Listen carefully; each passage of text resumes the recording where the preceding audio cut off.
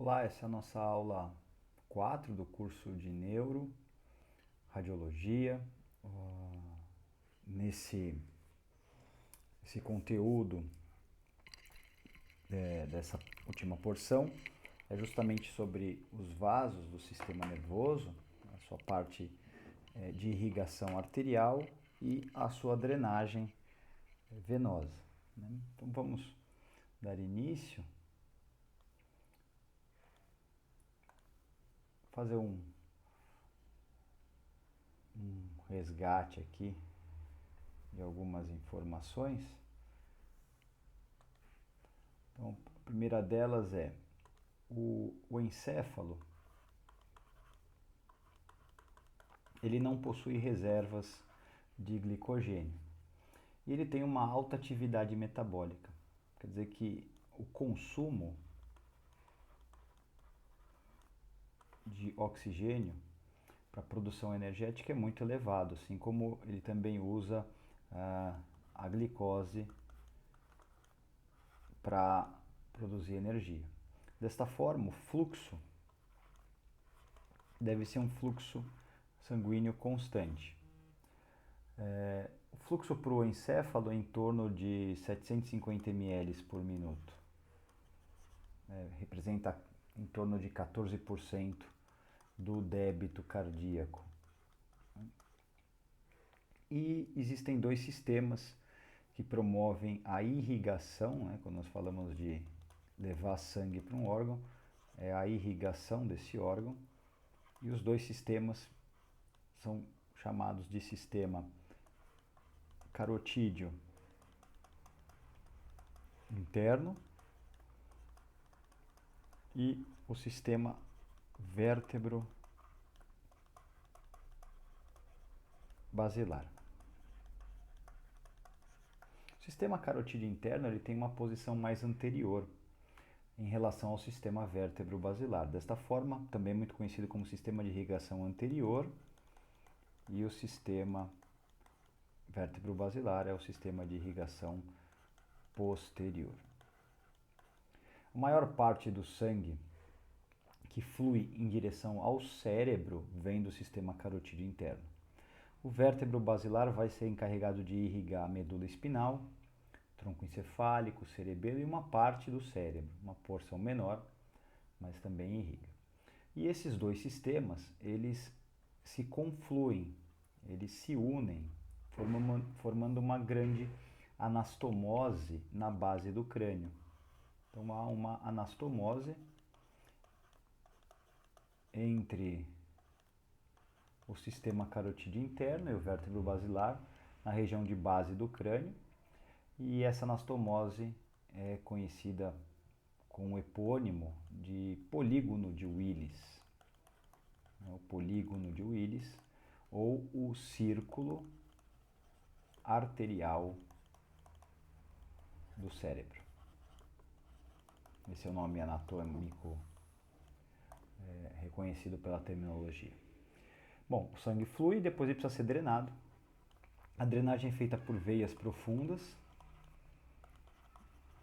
né, por veias superficiais, e esse sistema venoso superficial e profundo convergem para desembocar nos chamados seios venosos da dura mater. E o sangue fluindo por esses canais venosos da dura mater desembocam na veia jugular interna e desta forma caminham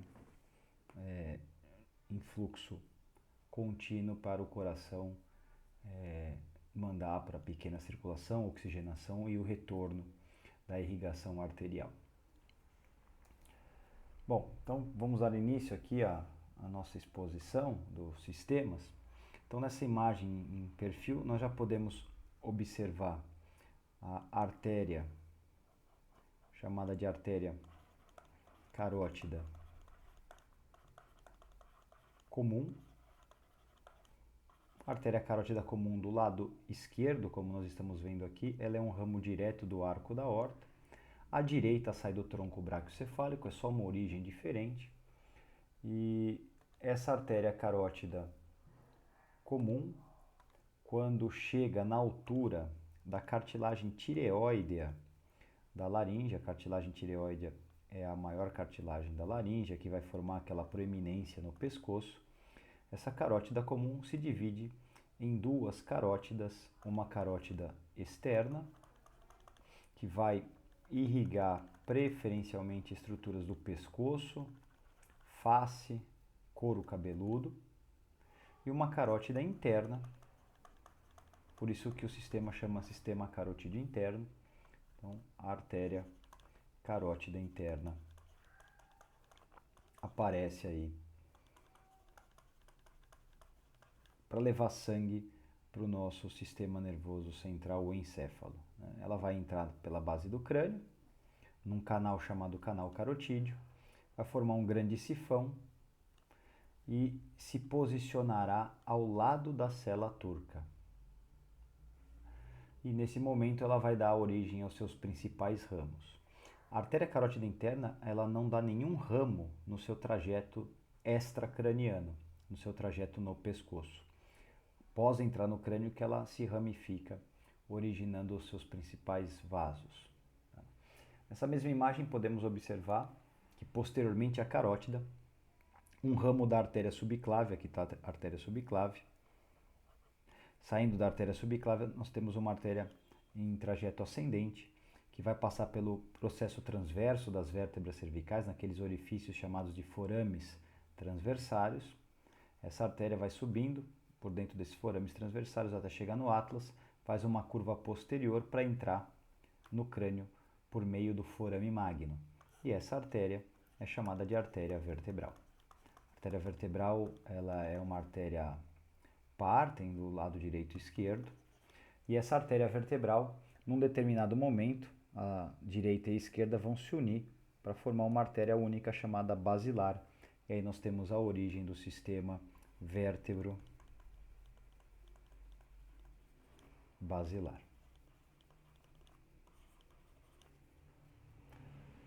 Bom, para facilitar o estudo, né, e identificar esses vasos num exame de angiorressonância, por exemplo, numa angiografia, com uma certa facilidade, até para não pormenorizar,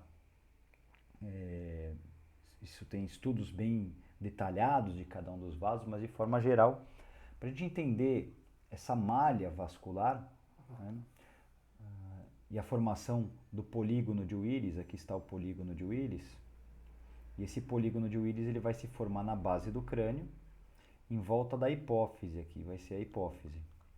E ela é comunicação, né? Esse polígono de Willis, o círculo arterial do cérebro, é a comunicação dos ramos da artéria vertebral, que eu estou traçando aqui em cima delas, as artérias vertebrais, com a artéria basilar, né? O sistema vértebro-basilar, e os ramos da nossa carótida interna.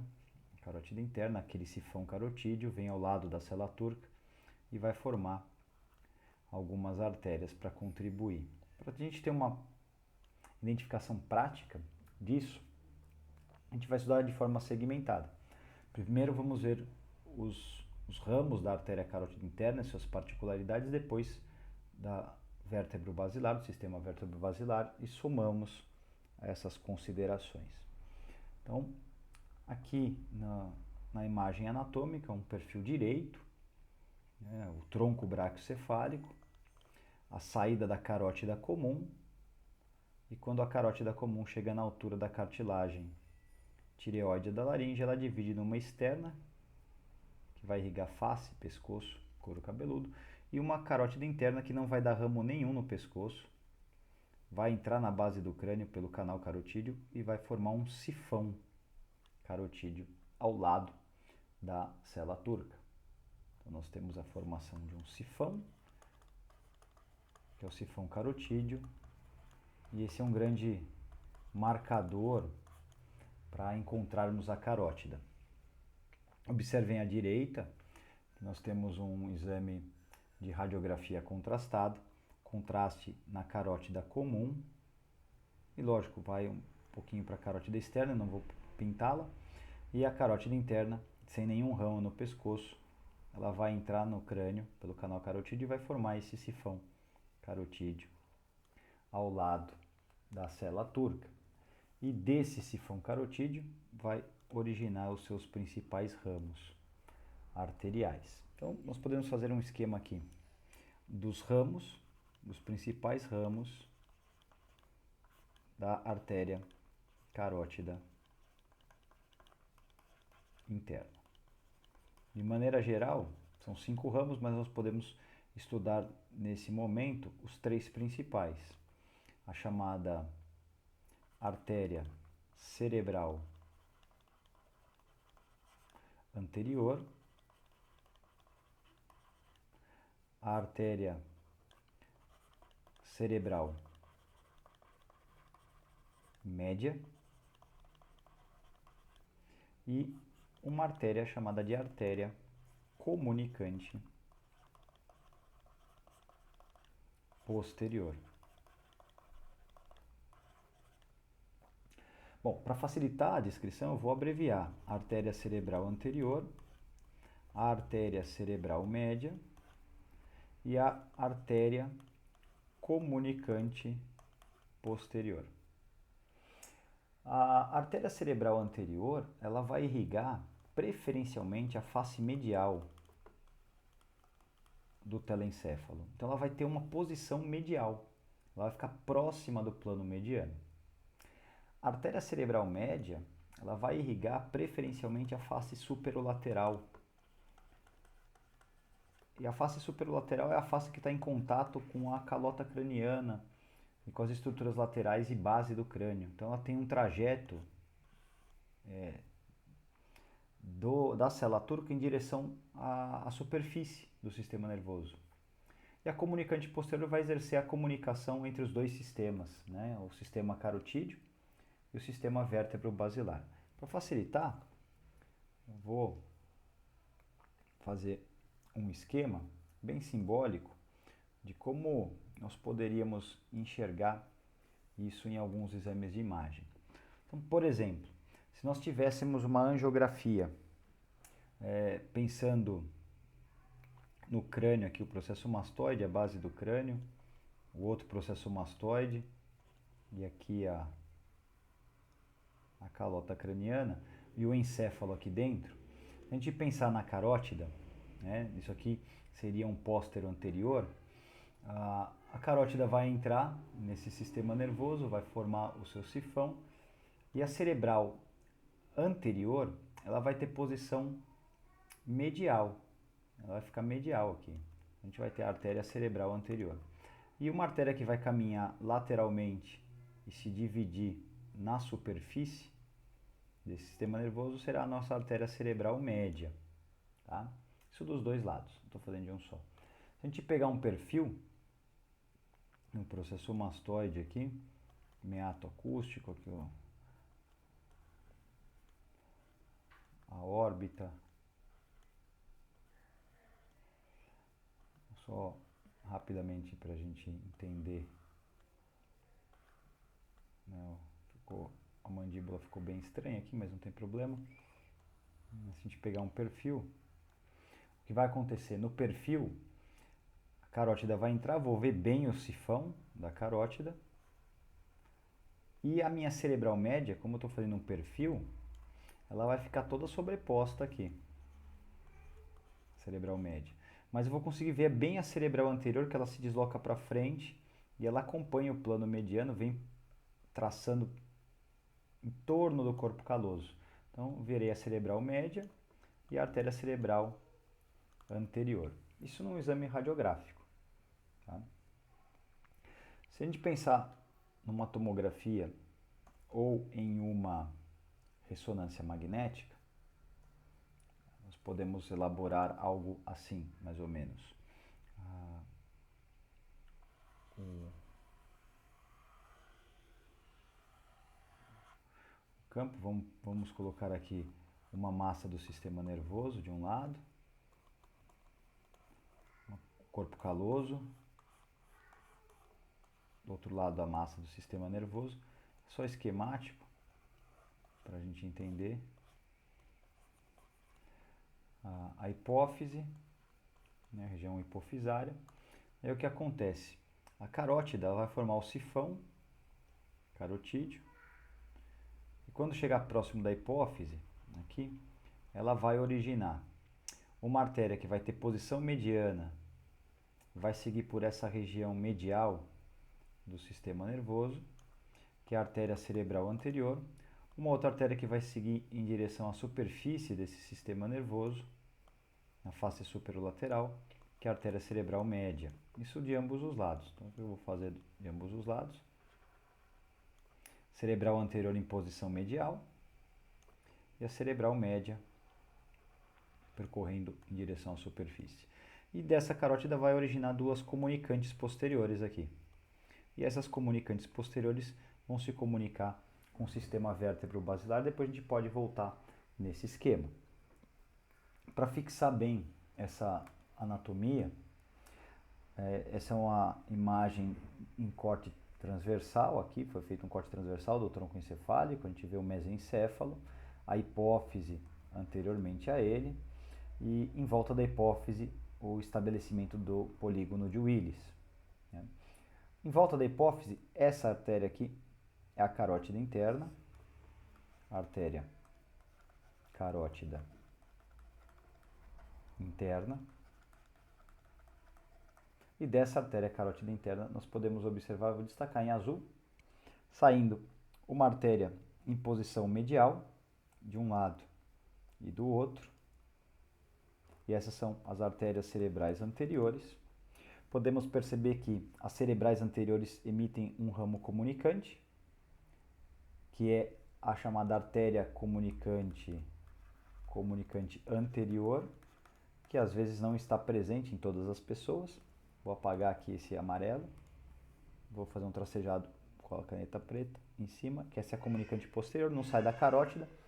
É uma comunicação de uma cerebral anterior com a outra. Depois nós temos aqui, vamos trocar a cor para facilitar depois a visualização. Saindo dessa carótida interna, indo para a superfície superolateral do sistema nervoso, a artéria cerebral média, que é a mais comprometida nos acidentes vasculares cerebrais, nas isquemias. A maior parte das obstruções são na artéria cerebral média, uma das primeiras a se observar. Caracteriza-se um sinal radiológico interessante na tomografia, que é o sinal da artéria hiperdensa, quando essa artéria, qualquer artéria, né, sofre esse processo oclusivo, mas no caso é muito comum ver o sinal da artéria hiperdensa na cerebral média, sinal da artéria hiperdensa. E podemos observar aqui, saindo da carótida interna, uma artéria para trás, que é a comunicante posterior, artéria comunicante posterior, como eu falei que abreviaríamos. Tá? Quais são os outros dois ramos? Uma artéria oftálmica, que aqui não está em visualização, seria o quarto ramo, e uma artéria corióidea anterior, que vai irrigar núcleos da base, plexo corióide e estruturas próximas. Tá? Mas essas três são as principais. Nós podemos observar aqui a distribuição numa vista anterior do sistema nervoso. A região do tronco cefálico, a hipófise fica, né, anterior a esse tronco cefálico, ela não está demonstrada aqui. E ao lado da hipófise a carótida, então aqui a artéria carótida interna. E a mesma coisa, saindo dela em direção superolateral, a nossa artéria cerebral média, e saindo dela em direção e tomando posição medial, a artéria cerebral anterior, acompanhando o corpo caloso. Se fizermos um corte sagital mediano e observarmos, o corpo caloso, ele é acompanhado pela artéria cerebral anterior. Essa artéria cerebral anterior, né, se desloca para frente, depois ela vai acompanhar o corpo caloso, vai mudar de nome, vai ser chamada de artéria pericalosa, tá? Mas são detalhes que podem ser estudados mais para frente.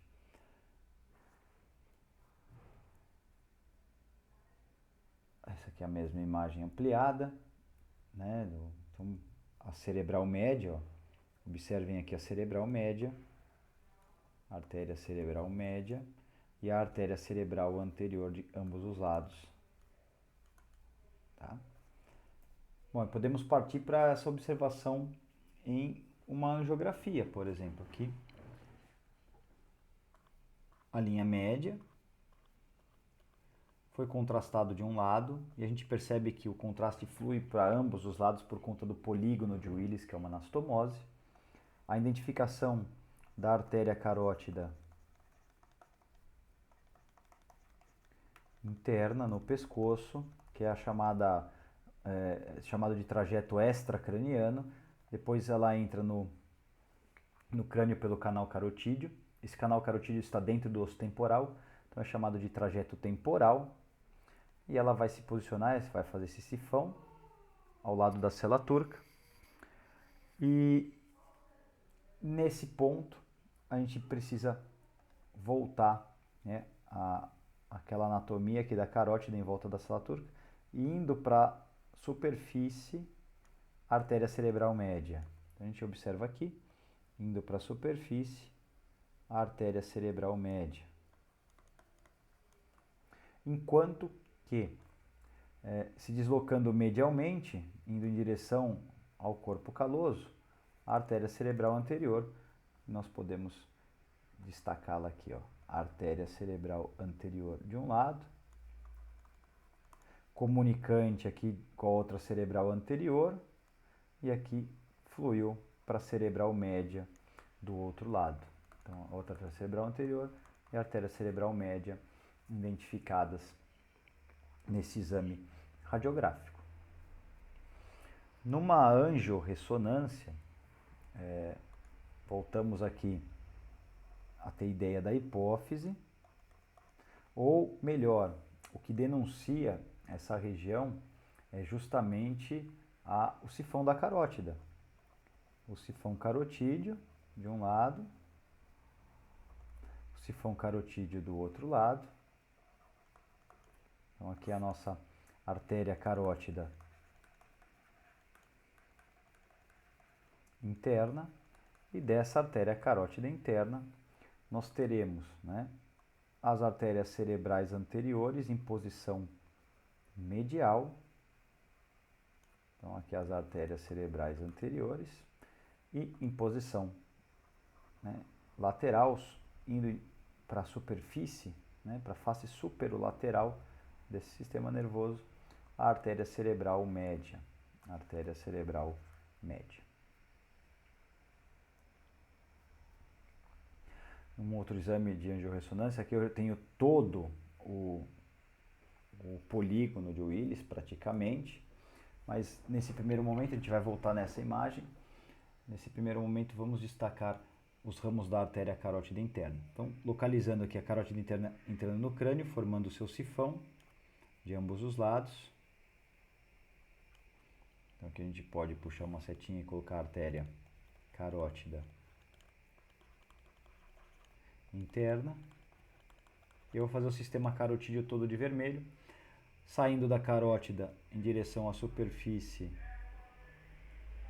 artéria cerebral média de ambos os lados, artéria cerebral média, e se deslocando anteriormente de ambos os lados, a artéria cerebral anterior. Aqui nós podemos ver a comunicante posterior do lado direito, vou fazer um tracejadinho aqui, ó, artéria comunicante posterior, e aqui do lado esquerdo quase toda visível. Vou puxar uma setinha aqui, artéria comunicante posterior. Bom, dá para ver o sistema vértebro-basilar aqui nessa imagem, nós já chegaremos nele. Vou voltar nessa imagem. Bom, o sistema vértebro-basilar, ele se origina das artérias vertebrais. Então nós temos uma artéria vertebral, no caso aqui esquerda, né, e aqui a artéria vertebral direita. E essas artérias vertebrais ambas saem da subclávia, sobem em direção ao crânio, passando pelo forame transversário das vértebras cervicais, chegam lá na região do Atlas, se curvam para trás e entram no crânio na altura do forame magno. Então aqui eu teria o forame magno, um trajeto extracraniano e um trajeto intracraniano. Essas duas artérias vertebrais elas vão se unir na região da ponte. Então elas estão separadas no bulbo, na frente do bulbo elas estão separadas, e quando chega na ponte elas se juntam para formar a artéria basilar. O que acontece é que a artéria basilar, depois ela se divide. Ela se divide em duas artérias cerebrais, uma cerebral posterior direita e uma artéria cerebral posterior esquerda. Então, uma artéria cerebral posterior e outra artéria cerebral posterior. Então, as cerebrais posteriores saem do sistema vértebro-basilar. Nessa passagem pelo bulbo, pela ponte, elas irrigam o tronco encefálico inteiro, o cerebelo, mandam ramos para a medula, são as artérias espinais, anterior e as posteriores, mas aqui, essa basilar, quando termina, ela vai formar as cerebrais posteriores. Então, quando eu olho para essa formação, eu tenho uma vertebral de um lado, uma vertebral do outro, formando uma basilar que depois divide numa cerebral de um lado e numa cerebral do outro. Então, aqui a vertebral basilar e a artéria cerebral posterior de cada lado, formando um X. Se eu voltar aqui para a imagem, eu até consigo observar isso. A vertebral entrando no crânio, de cada lado, artéria vertebral. As vertebrais passam na frente do bulbo e quando chegam na região da ponte elas se juntam para formar essa artéria que é a artéria basilar. E a basilar, quando chega no final, ela se divide numa artéria que vai para o cérebro na região posterior dele, vai pegar mais a face inferior do cérebro, bem a região occipital e os giros occipito-temporais, né? Então essa aqui é a artéria cerebral posterior, artéria cerebral posterior. Agora a gente consegue destacar o polígono de Willis, que é essa região formada pelo encontro dos ramos das artérias, né, carótidas internas e do sistema vértebro basilar, que é o polígono de Willis. Então, podemos mostrar aqui de forma anatômica. Eu vou fazer uma sequência numérica, que é a hipófise. Então, o 1 é a artéria carótida interna. 1. O 2, a artéria cerebral anterior. 3, a artéria cerebral média. 4, a nossa comunicante posterior, artéria comunicante posterior. 5, nossa artéria basilar. 6, as artérias vertebrais. Então, aqui eu tenho as duas vertebrais, formando a basilar. 7, artéria cerebral posterior, de um lado e do outro, né, formando esse polígono de Willis, né, que é o círculo arterial do cérebro. Aqui é um exame do sistema vértebro-basilar. Lembra que se tiver um formato parecendo um X, né, como um X, começar de 2 pontos, que são as artérias vertebrais. Esses 2 pontos vão convergir para um vaso único, que é a artéria basilar. E essa artéria basilar, ela vai se dividir em duas artérias cerebrais posteriores. O território de irrigação, então, uma síntese do território de irrigação, né? Quando nós falamos de artéria cerebral anterior, ela vai irrigar preferencialmente essa face medial do cérebro, que contém estruturas que gerenciam comportamento, iniciativa, controle emocional. Então são sintomas relacionados, né, com alterações emocionais, de comportamento, iniciativa, julgamento, tomada de decisão. é muito da artéria cerebral anterior. A artéria cerebral média, ela irriga grande parte da face superolateral, onde eu tenho a grande área motora, a sensitiva, a área de linguagem, fala, motricidade da fala, então programação motora, que são os característicos, né? Pacientes sequelados do AVC geralmente pegam a cerebral média e perdem parte do movimento. Se pegar o lado esquerdo, podem ter as afasias, as dificuldades de compreensão ou de expressão da linguagem. E a cerebral posterior, ela vai pegar mais a face inferior do telencéfalo, aquela porção occipito-temporal, e tem relação com identificação de objeto, face, visão, né? Então, orientação espacial, identificação de cores, então são sequelas diferentes, né? Mas é muito mais difícil ter comprometimento da artéria cerebral posterior, né? A média é mais comum. Os acidentes vasculares, né? Se eles ocorrerem por conta de aneurismas que se rompem, é chamado de acidente vascular hemorrágico, AVCH, e se ocorrer processos obstrutivos, como a gente vê aqui, ampliação, a formação de placas de ateroma ou de trombos que se deslocam e obstruem o fluxo, nós estamos falando de acidente vascular cerebral isquêmico. O isquêmico representa quase que 80% dos casos dos acidentes vasculares. Quando o acidente vascular pega o sistema vértebro-basilar, lembra que o sistema vértebro-basilar irriga medula, irriga tronco encefálico, cerebelo e uma parte lá do lobo, né, da face inferior do telencéfalo. Então as sequelas são ruins quando pegam um tronco encefálico, porque tem a origem de diversos nervos cranianos no tronco encefálico. 10 dos 12 pares de nervos cranianos se originam no tronco encefálico. Isso se as isquemias do tronco encefálico não cortarem completamente as vias que levam informação do cérebro para a medula e o paciente ficar com aquela síndrome chamada do encarceramento e não consegue mais responder ao meio, né? E o Thomas Willis foi o primeiro a descrever essa comunicação, né? E o polígono de Willis é formado por quem, então?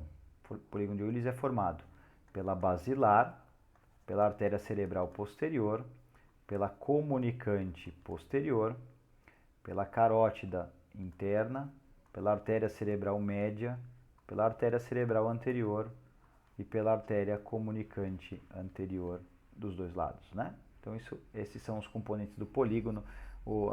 As vertebrais não entram lá no polígono em si, né, para formar essa região poligonal em torno da hipófise. Agora a gente tem à direita um exame do polígono de Willis, a carótida, vou pôr um Czinho de carótida, a cerebral anterior vindo para a posição medial, a cerebral média subindo lá para a superfície do encéfalo. Aqui as vertebrais, vou pôr um V de vertebral, a basilar, e essa basilar vai se dividir, a gente está perdendo aqui porque vai para trás, né? E ela aparece aqui, ó. E do outro lado, ela aparece aqui, que são as artérias cerebrais posteriores. Agora, nessa imagem à esquerda, vou dar um tempinho, né, para resolver. Vamos lá. O A, carótida interna. B, cerebral média. C, cerebral anterior. Do outro lado, ó, carótida interna, cerebral anterior, cerebral média. D, comunicante posterior. E, a basilar está aqui e a basilar se divide na cerebral posterior, a letra E. Isso é prático no exame de imagem. A gente pode fazer a correlação disso de uma maneira bem aplicada, né? Localizando aneurismas, por exemplo, aqui a carótida de ambos os lados, carótida, divide numa cerebral anterior, que tem posição mediana, a artéria cerebral anterior, uma artéria cerebral média, artéria cerebral média de um lado, e essa aqui com aneurisma, artéria cerebral média. Então temos um aneurisma de artéria cerebral média.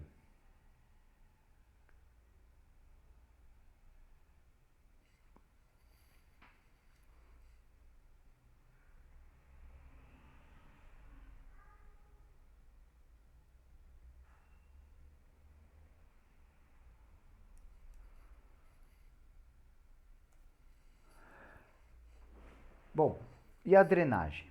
Como é feita a drenagem? A drenagem é feita pelas veias profundas e superficiais que caem nos seios da dura mater. Tá? Quais são os seios da dura mater? Vamos destacar aqui. Um seio chamado de sagital superior, e o trajeto do sangue é em sentido a cabecinha de seta, de frente para trás, nesse seio. Então, seio sagital superior. Um seio também, ó, de frente para trás, de fluxo, que é o seio sagital inferior. Então, aqui, vou marcar seio sagital inferior. Nós temos um seio reto, com esse sentido de fluxo, seio reto. E o que acontece? O seio sagital superior e o seio reto chegam numa dilatação conhecida como confluência dos seios. Vejam que o seio sagital inferior não alcança a confluência. O seio sagital inferior termina no seio reto. Então, para ficar mais didático, seio sagital inferior,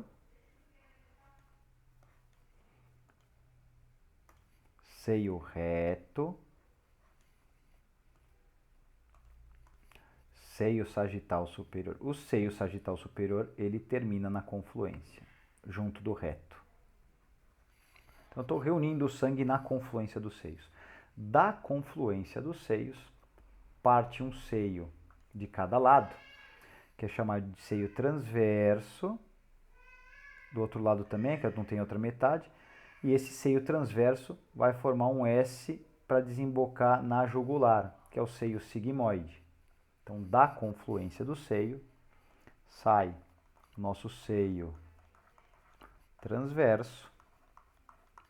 E esse seio transverso vai se inclinar, formando o seio sigmoide. E do seio sigmoide, eu tenho sangue na veia jugular interna. Né? Vamos dar uma olhadinha no exame de imagem, fica mais fácil de observar. Então, aqui eu vou fazer o trajeto do fluxo do sangue pelo seio sagital superior, seio sagital superior. O seio sagital inferior, pouco visto aqui, pouco visível. Mas a gente vê aqui o seio reto. Seio reto. E tanto o seio sagital superior quanto o seio reto, eles caem nessa dilatação chamada de confluência dos seios. Confluência dos seios. O que acontece? Da confluência dos seios, sai o seio transverso de um lado e o seio transverso do outro. Então, aqui nós temos o seio transverso. E desse seio transverso, ele forma um S de um lado e um S do outro, formando o chamado seio sigmoide. E o seio sigmoide, como nós podemos ver aqui, vai formar o início da veia jugular interna, que é essa veia aqui. Aí. Ficou ruim essas linhas, deixa eu apagar aqui. Aí. Minha prancha está descendo, escorregando aqui a veia jugular interna.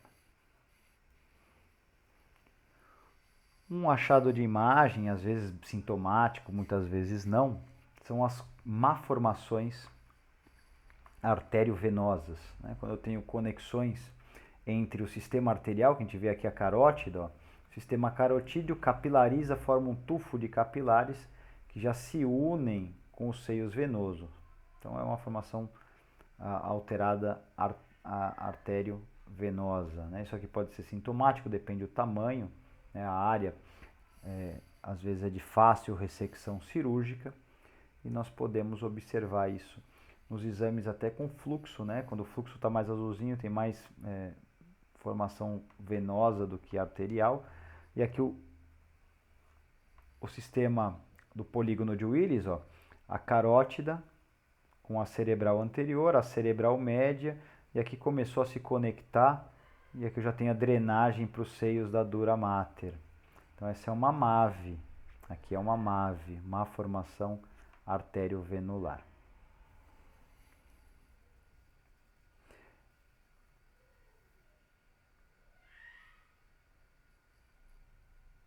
Esse é o vídeo da parte de descrição anatômica.